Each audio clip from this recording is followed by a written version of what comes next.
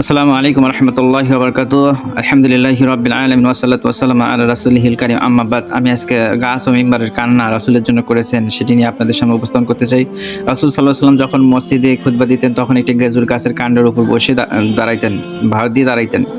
তো পরে যখন একটি কাঠের মিম্বার তৈরি করা হলো এবং তিনি সেখানে খুতবা দিতে গিয়ে সেখানে সেই পুরনো গাছের কাণ্ডটি থেকে ছোট বাচ্চার মতো কান্নার আওয়াজ আসতে লাগলো। রাসূল সাল্লাল্লাহু আলাইহি ওয়াসাল্লাম মিম্বার থেকে নেমে এসে গাছটিকে জড়িয়ে ধরলেন এবং শান্ত করলেন। এই ঘটনা দেখা যায় যে রাসূল সাল্লাল্লাহু আলাইহি ওয়াসাল্লামকে গাছের লতাপাতা, পশু-পাখি সবাই তাকে চিনতেন, জানতেন, বুঝতেন। আর আমরা আমরা তার উম্মত হয়ে তাকে চিনলাম না, জানলাম না, তার অনুসারী হইতে পারলাম না।